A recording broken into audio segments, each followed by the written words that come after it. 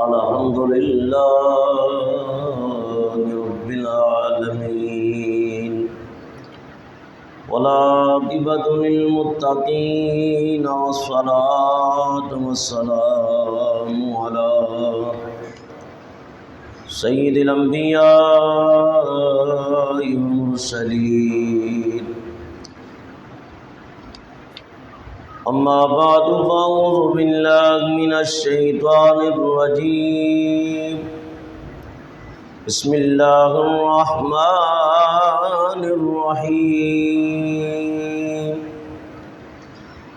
ألم تر إلى الذي حاج إبراهيم في ربه أن آتاه الله الملك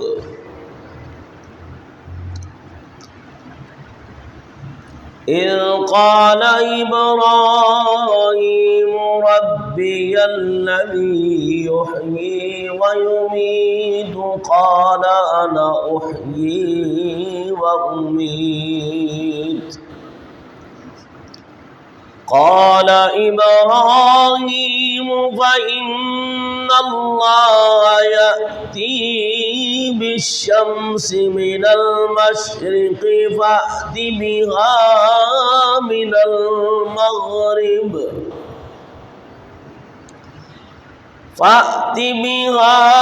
المغرب فبهت الذي كفر والله لا يهدي القوم الظالمين.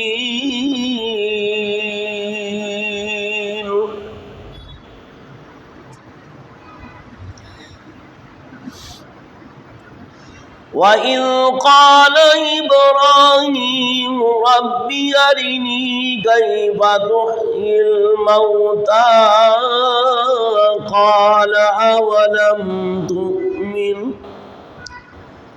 قال بلى ولكن ليطمئن قلبي.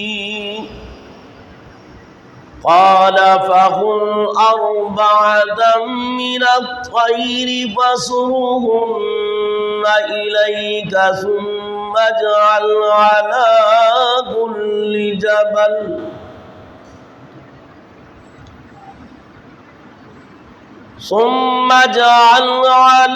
كل جبل منهن جزءا ثم ادعهن يأتينك سعيا واعلم أن الله عزيز حكيم. صدق الله العظيم وصدق رسوله النبي الكريم الأمين. إن الله وملائكته يصلون على النبي يا أيها الذين آمنوا صلوا عليه وسلموا تسليما. درود پاک پڑھ لیجیے. الصلاة والسلام عليك يا سيدي يا رسول الله وعلى آلك وصحابك يا سيدي يا حبيب الله. الصلاة والسلام عليك يا رحمة للعالمين وعلى آلك وصحابك يا شفيع المذنبين. مجھ خطا کار سا انسان مدینے میں رہے ہم مجھ خطا کار سا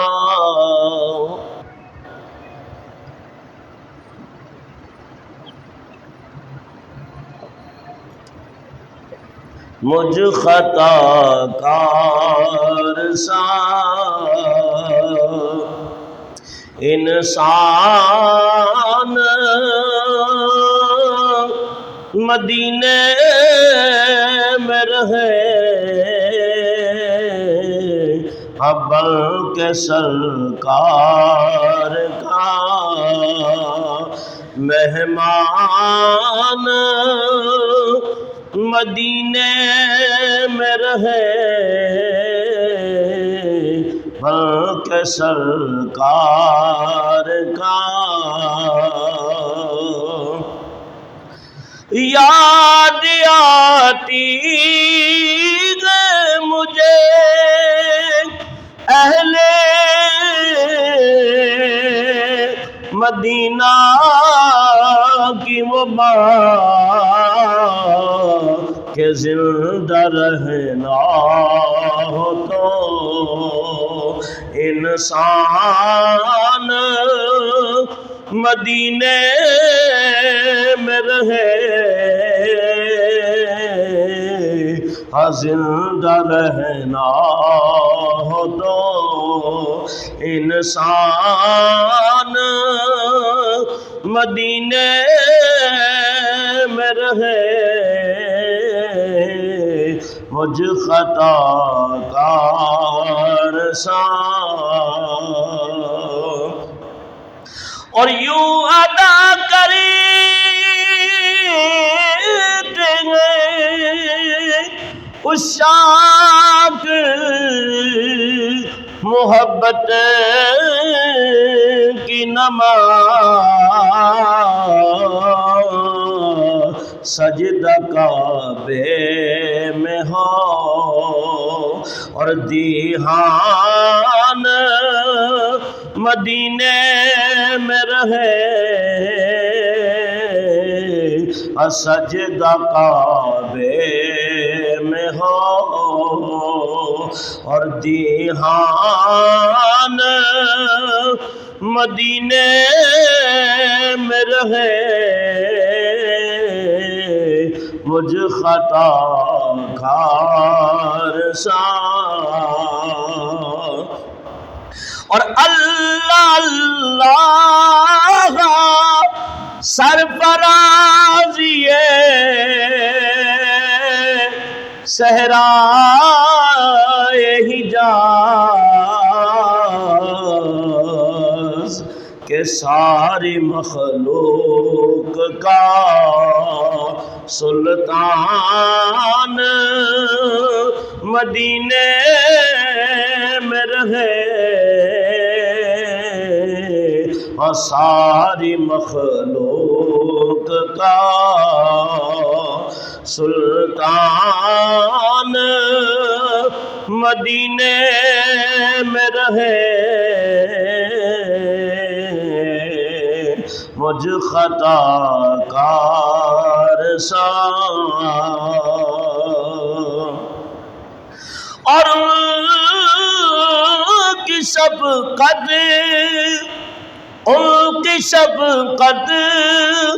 غم کون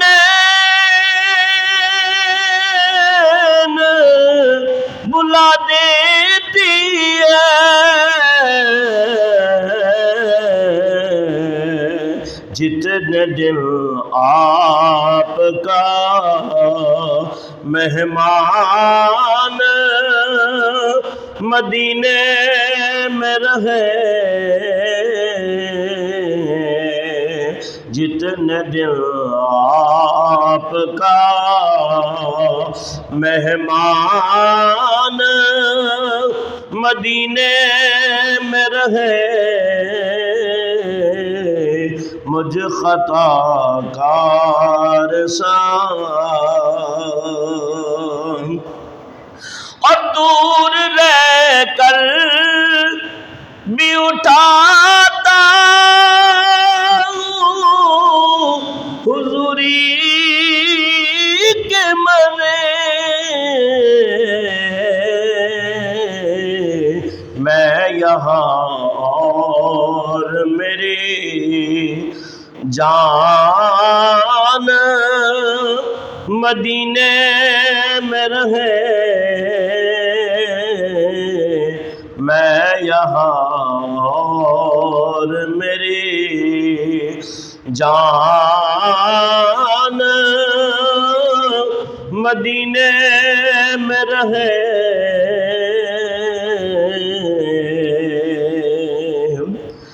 چھوڑ آیا ہوں یہ کہہ کر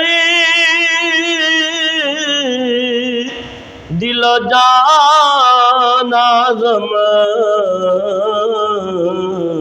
کہ آ رہا ہوں میرا سامان مدینے میں رہے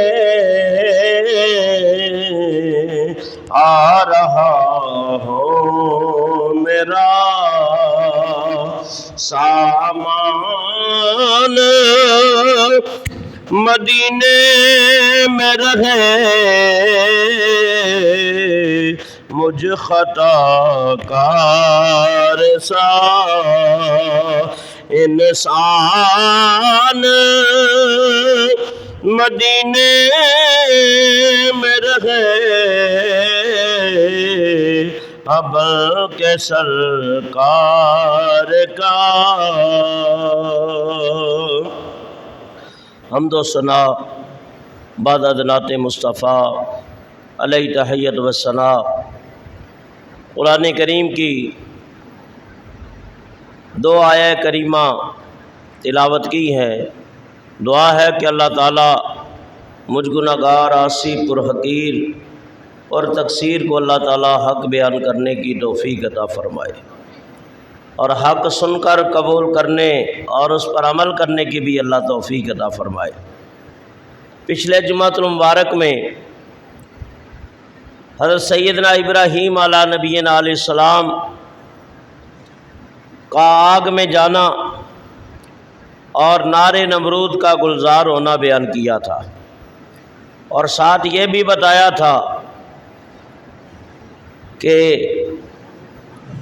ایک جانور پرندہ جسے ہزار داستان بھی کہتے ہیں، اندلیب بھی کہتے ہیں، بلبل بھی کہتے ہیں اور چکی راکھا بھی کہتے ہیں، اس نے حضرت ابراہیم علیہ السلام کے لیے اپنی محبت کا اظہار کیا کہ میں ان کو بچا تو نہیں سکتا لیکن ان کے عشق میں ان کے ساتھ جل جاؤں تو اچھا ہے۔ تو اس عقیدت اور نظریے سے اس نے اپنے آپ کو آگ کے سپرد کرنا چاہا تو اللہ کو اس پرندے کی ادا پسند آئی، جبریل علیہ السلام کے ذریعے اسے بچا لیا گیا، اور شہد کی مکھی نے پانی لے کے منہ میں بڑی تو اللہ نے اس کو مٹھاس میں تبدیل کر دیا۔ گرگٹ جو ہے وہ پھونکے مار رہا تھا تو لہٰذا اس کی نسل ختم کر دی گئی، اور خچر جو ہے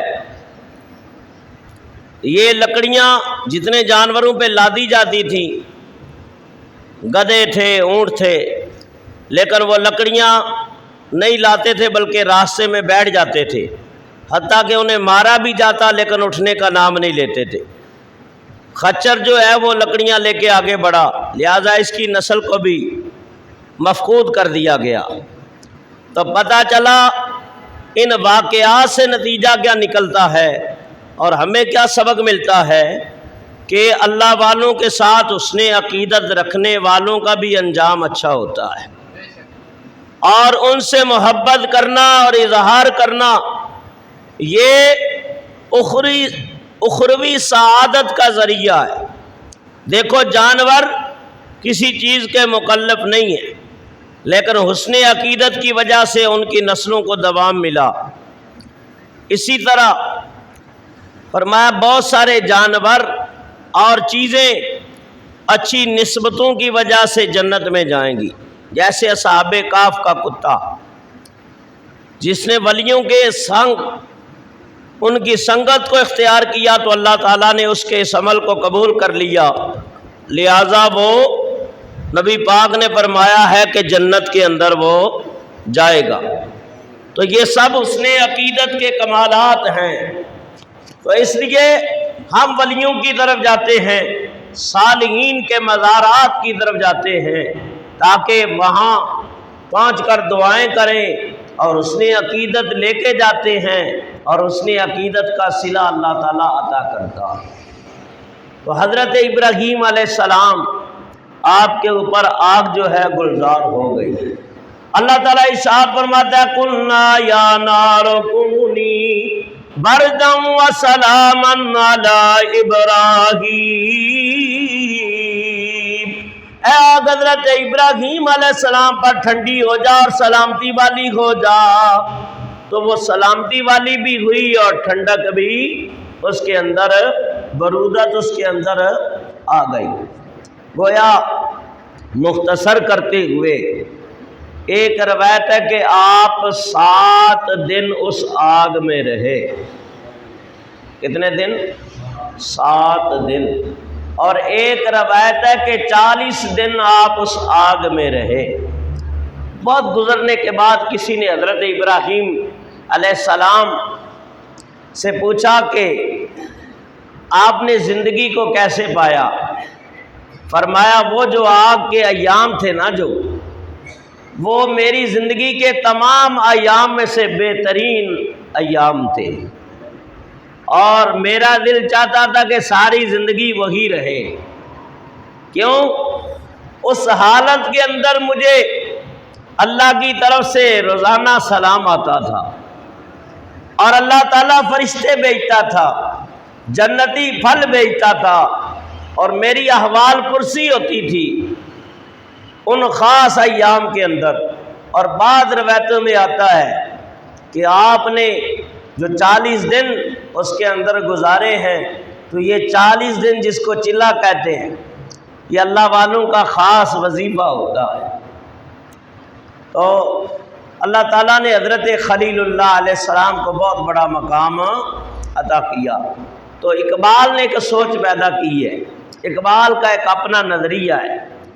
اقبال کہتا ہے کہ آج بھی کرو ابراہیم کا ایمان پیدا، آج بھی کرو ابراہیم کا ایمان پیدا، تو آگ کر سکتی ہے انداز گلستان پیدا۔ یعنی آج بھی اگر کوئی صاحب ایمان ہو، ابراہیم علیہ السلام جیسا تو ایمان ہو نہیں سکتا۔ اس کے اوپر بھی اعتراضات ہیں اس شعر کے اوپر، لیکن میں اپنے مقصد کی بات لیتا ہوں۔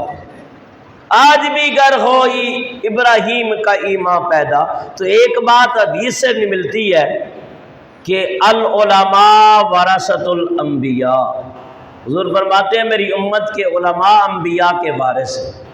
علماء امتی کا انبیاء بنی اسرائیل، کہ میری امت کے علماء بنی اسرائیل کی نبیوں کی مانند ہوں گے۔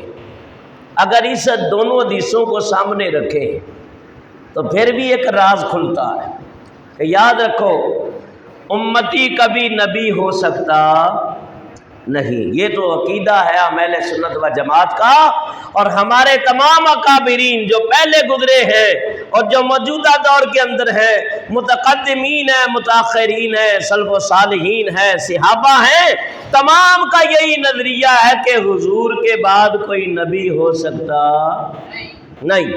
ہاں اگر نبی پاک کے بعد کوئی نبی ہوتا تو حضور نے خود فرمایا عمر بن خطاب ہوتے، یا میرا بیٹا ابراہیم جو قبطیہ ماریہ کے بدن سے وہ نبی ہوتے۔ لیکن اللہ کے حبیب فرمانے انا خاتم النبیین، حضور فرماتے ہیں یاد رکھو میں نبیوں کو ختم کرنے والا ہوں، لا نبی بعدی، میرے بعد کوئی نبی نہیں ہو سکتا۔ نبی پاک نے فرمایا علماء امتی کا انبیاء بنی اسرائیل۔ اس حدیث کا معنی کیا ہے؟ فرمایا جو کام بنی اسرائیل کے انبیاء نے انجام دیے ہیں وہ میری امت کے علماء دیں گے۔ نبی تو نہیں ہو سکیں گے لیکن نبیوں جیسا مشن ادا کریں گے. ایک یا یہ بھی اس سے مراد ہو سکتی ہے اگر نبیوں سے معجزوں کا ظہور ہوا ہے تو میری امت کے ولیوں سے کرامت کا ظہور ہوگا ہے. اس لیے اقبال نے کہا ہے آج بھی گر ہو ابراہیم کا ایمان پیدا تو آگ کر سکتی ہے انداز گلستان پیدا. اسی شعر کے تناظر میں ایک بات میں آپ کو واقعہ بتانے جا رہا ہوں، بڑی توجہ کے ساتھ اور یکسوئی کے ساتھ سماعت کریں. شاید پہلے بھی میں نے بیان کیا ہو کہ آج بھی ہو گر ابراہیم کا ایمان پیدا آگ کر سکتی ہے انداز گلستان پیدا. ہندوستان کی سرزمین ہے، امام المحدثین کہ جن کے بارے میں آتا ہے کہ ہند کی سرزمین کے اوپر حدیث کا علم لانے والے اور اس کو پھیلانے والے، اس کی ترویج و اشاعت کرنے والے اور حدیث نبی پاک کے فرمودات کو متعارف کرانے والے ہند کی سرزمین پہ شیخ محقق علی الاطلاق عبدالحق محدث دہلوی ہے. ان کی کتاب اخبار الاخیار بھی ہے اور بھی بہت ساری کتابیں ہیں. مدارج النبوت بھی انہی کی کتاب ہے.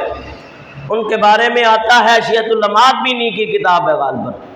تو وہ دہلی کے بازار کے اندر فرمایا مسجد کے اندر صبح فجر کا ٹائم ہے، آپ نماز فجر پڑھ کے مسجد میں بیٹھ جاتے، قال اللہ قال الرسول کے سبق شروع ہو جاتے، لوگوں کو طلباء کو دین کے تشنگانے معرفت اور تشنگانے علم کو نبی پاک کے فرمان اور اللہ تعالیٰ کے قرآن کی تشریح کر کے انہیں سبق پڑھاتے. کہ دہلی کے بازار کے اندر شور مچا، حضرت حدیث پڑھا رہے، ایک عیسائی بس سے میدان آ گیا. عیسائی کہنے لگا لوگوں ہماری عیسائیت عیسیٰ علیہ السلام کا دین سچا ہے، اور مسلمانوں اگر تمہارا دین سچا ہے تو مجھ سے مناظرہ کرو، مجھ سے مقابلہ کرو. تو لوگ مجمع لگ گیا. ویسے بھی ہمارے ہاں جب کوئی بات ایسی ہو جاتی ہے نا تو ویسے ہی لوگوں کا اتنا مجمع ہوتا ہے کہ بن بلائے مہمان سارے اکٹھے ہو جاتے ہیں. تو وہ بازار بھر گیا، ہر طرف بات پھیل گئی کہ عیسائی چیلنج کر رہا ہے اور کوئی اس کے چیلنج کو قبول نہیں کر رہا. وہ کہہ رہا ہے کہ تم قرآن لے آؤ، میں انجیل لے آتا ہوں، اور دونوں کتابوں کو آگ میں ڈالیں گے، جو سچی ہوگی وہ بچ جائے گی اور جو سچی نہیں ہوگی وہ جل جائے گی. تو کتابیں تو سچی ہیں، ہاں توریت زبور انجیل کے اندر تحریف کر دی گئی، وہ اپنی اصلی صورت میں اب موجود نہیں. لیکن کون اس کے چیلنج کو قبول کرے جس میں اتنی تپڑ ہے؟ کون اتنا صاحب تصوف اور معرفت اور ولایت کے مقام پہ پہنچا ہو؟ بڑا مشکل کام ہے. تو حضرت عبداللہ محدث دہلوی کے کانوں میں یہ بات پہنچی. کہا لوگوں کسی نے چیلنج قبول کیا. کہا حضرت کون کرے؟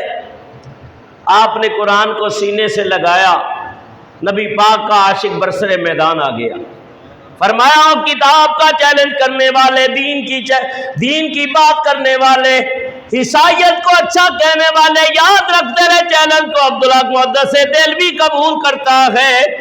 تو بھی کتاب کو سینے سے لگا، میں بھی قرآن کو سینے سے لگاتا ہوں. کتاب نہیں پھینکیں گے، کتاب کی بے حرمتی نہیں کریں گے، کتاب کو نیچے نہیں جانے دیں گے. یہ وہ قرآن ہے، یہ وہ کتاب ہے جس کے بارے میں اللہ تعالیٰ ارشاد فرماتا ہے لو انزلنا هذا القرآن على جبل لرأيته خاشعا متصدعا من خشية الله. اللہ فرماتا ہے یہ وہ کتاب ہے، یہ وہ قرآن ہے، وہ لاریب کتاب ہے، وہ نمونہ حیات ہے. فرمایا وہ ہدایت کا سرچشمہ ہے.